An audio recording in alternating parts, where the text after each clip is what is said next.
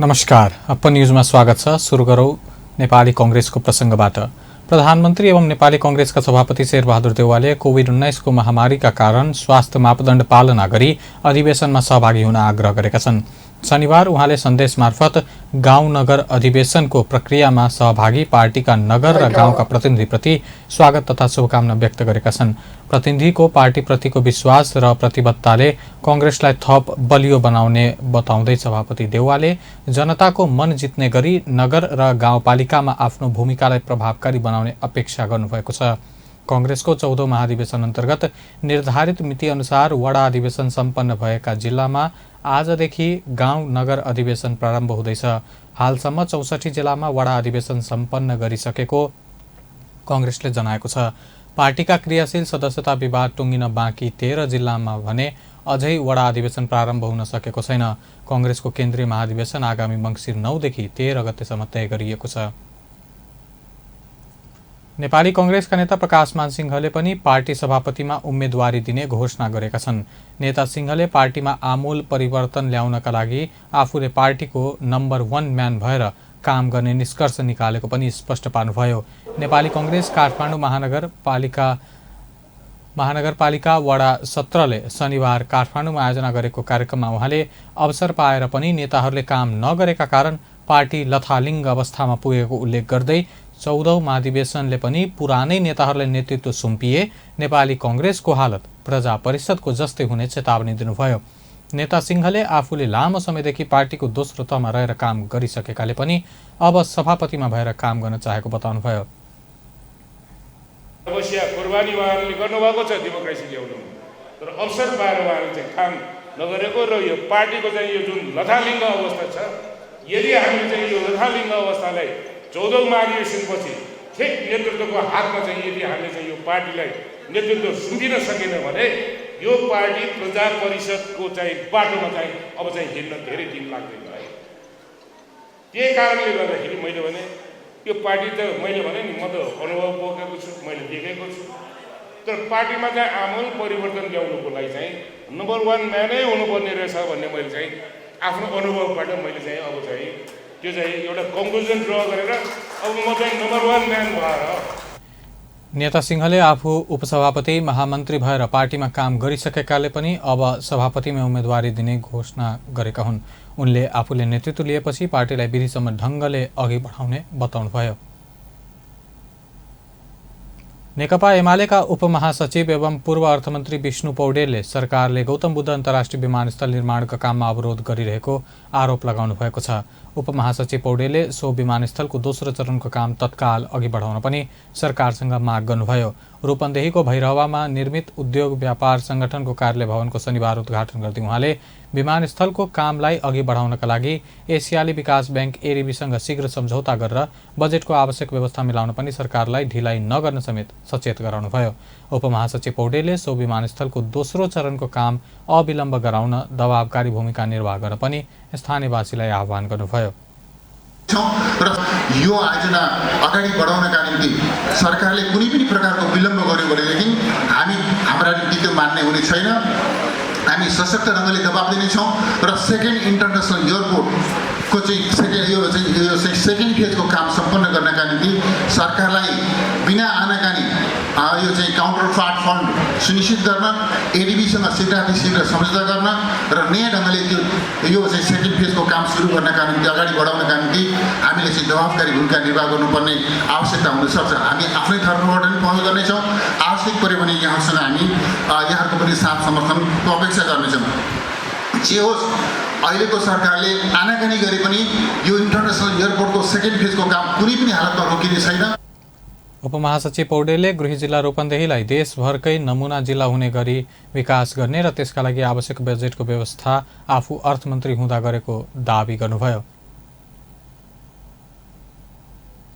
धनुषाको ढल्केबर जटही सडक खण्ड अन्तर्गत मिथिला नगरपालिका र छिरेश्वरनाथ नगरपालिका बीचमा पर्ने औरही नदीमा निर्धारित समयभन्दा 7 महिना अगाडि नै 3वटा पुल निर्माण सम्पन्न भएको छ।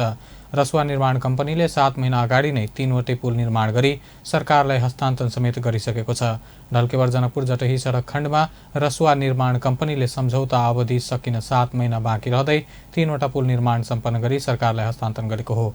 ढल्केवर जनकपुर जटही सडकलाई 6 लेनको सडकमा स्तरोन्नति गरेपछि धनुषाको महेन्द्रनगर स्थित औरही खोलामा सरकारले 6 लेनको सडकलाई मिल्ने गरी 3वटा पुल निर्माण गरेको छ।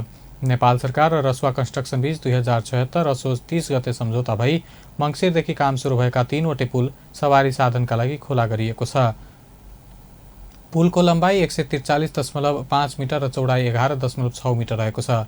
सो पुलबाट एकतिरबाट एक पटकमा 3वटा सवारी साधन चलाउन सकिने र छुट्टा छुट्टै लेनका लागि फरक पुनः नेपालमा पहिलो पटक यो निर्माण भएको रसुवा निर्माण कम्पनीका इन्जिनियर धीरेन्द्र साहनीले बताए।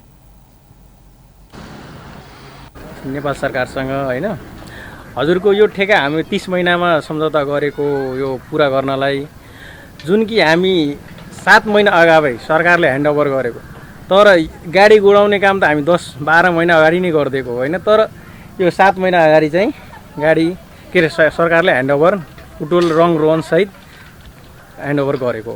कतिमा लिनुभएको थियो ठेका? यो ठेका चाहिँ हजुरको 77 करोड 27 लाखमा सम्झौता गरेको हो विथ भ्याट सहित। यसको पुलको लम्बाइ कति? यो पुलको लम्बाइ 143.5 मिटर हो। यो हजुरको 6 लाइनको लागि 2टा पुल छुट्टै, अरू सर्भिस लाइनको लाइन एउटा यताको अहिले नयाँ छुट्टै भइसक्यो, अनि पहिलाको एउटा पुरानो चाहिँ त्यो सर्भिस लाइनको लागि युज गरेको। अब त बाँकी छैन नि काम? अब यहाँ हाम्रो केही काम बाँकी छैन, हामी ह्यान्डओभर नै गरिसकेको सरकारलाई। यसअघि पनि दर्जनौं स्थानमा रसुवा कन्स्ट्रक्सनले ठेक्का सम्झौता अवधिभन्दा अगावै निर्माण सम्पन्न गरी सरकारलाई आयोजना हस्तान्तरण गरिसकेको छ। चितवनमा कोरोना संक्रमणको गाफ ओह्रालो लाग्दै गएको भए पनि कोरोना संक्रमणको जोखिम भने कायमै रहेको छ। चितवनमा सक्रिय संक्रमितको संख्या 500 माथि भए पनि अहिले विद्यालय र बजार पूर्ण रूपमा खुलेका छन् भने चाडपर्व नजिकै गएकाले कोरोना संक्रमणको जोखिम कायमै रहेको स्वास्थ्य कार्यालय चितवनले जनाएको छ। जोखिम कायमै रहेको भए पनि पछिल्लो समय कोरोना संक्रमितको संख्या भने घट्दै गइरहेको छ। कोरोनाको गम्भीर प्रकृतिका बिरामी घट्दै जानु र मृत्यु दरमा कमी आउनुले पनि कोरोनाको संक्रमण दर घटेको स्वास्थ्य कार्यालय चितवनले बताएको छ। जिल्लावासीले स्वास्थ्य सम्बन्धी मापदण्ड पालना गर्न छाडेर सावधानी नअपनाई दैनिक कामकाज सुरु गरेको अवस्थामा कोरोना संक्रमण बढ्न सक्ने स्वास्थ्य कार्यालय चितवनका वरिष्ठ जनस्वास्थ्य प्रशासक दीपक बाबु तिवारीले बताउनुभयो। तथापि अझै पनि हाम्रो सक्रिय सङ्क्रमित 500 भन्दा माथि छन् र अहिले हामीले 2-3टा तरिकाले विश्लेषण गरिरहेका छौँ डाटालाई। अहिले हाम्रो परीक्षण प्रति 100 जनामा PCR परीक्षणबाट चाहिँ 10% भन्दा कम, 10 जनाभन्दा कममा चाहिँ पोजिटिभ आएको छ। त्यो एउटा चाहिँ कोरोनाको अहिले घट्दो सङ्क्रमणको अवस्था त्यसले पनि बताइरहेको छ भने अर्को अस्पतालमा चाहिँ सिरियस भएर भर्ना हुने दरमा पनि अहिले पनि कम भएको हो कि भन्ने चाहिँ तथ्याङ्कले देखाएको छ। र अहिले अर्को चाहिँ महत्त्वपूर्ण पक्ष मृत्यु पनि चितवनमा घटेको छ। चितवनमा हालसम्म 2,70,000 भन्दा बढीले कोरोना विरुद्धको खोप लगाइसकेका छन् भने 1,50,000ले पूर्ण खोप लगाइसकेका छन्। राष्ट्रिय जनगणना 2078मा देशभर रहेका हेमोफिलिया भएका व्यक्तिहरूको वास्तविक तथ्याङ्क समेट्न हेमोफिलिया सोसाइटी नेपालले माग गरेको छ। शनिबार काठमाडौँमा पत्रकार सम्मेलन गरी हेमोफिलिया सोसाइटी नेपालले राष्ट्रिय जनगणना 2078मा पहिलो पटक हेमोफिलिया भएका व्यक्तिहरूको पनि गणना हुने भएकाले जनगणनामा हेमोफिलिया भएका व्यक्तिहरूको वास्तविक तथ्याङ्क समेट्ने गरी गणना गर्न गराउन माग गरिएको छ।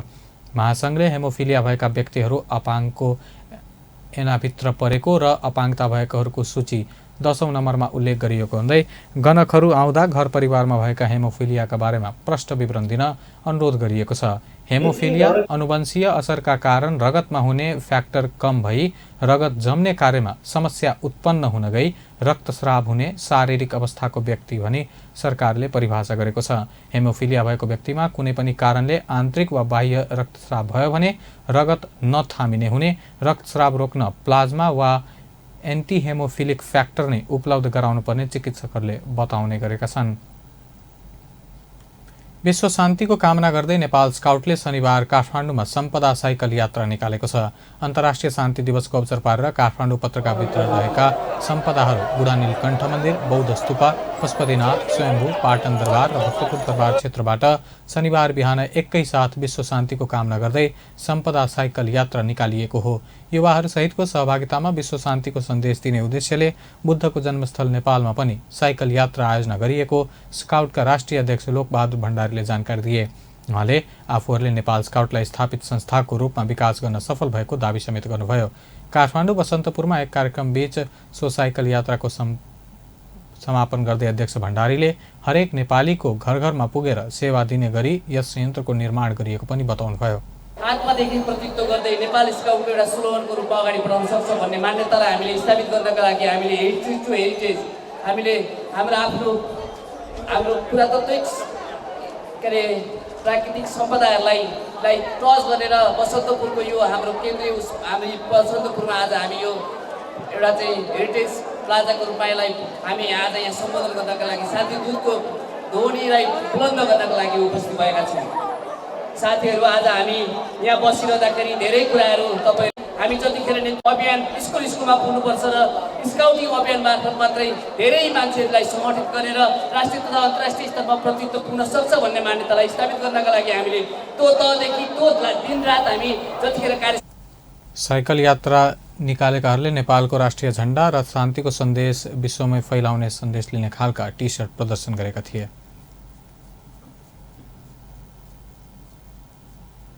प्रहरीले शोध नखुलेको 95 लाख रुपैयाँ सहित 2 जनालाई पक्राउ गरेको छ। चन्द्रागिरी नगरपालिका 2 नागढुङ्गामा चेक जाँचका क्रममा 2 जनालाई रकमसहित पक्राउ गरिएको प्रहरी परिसर काठमाडौँले जनाएको छ।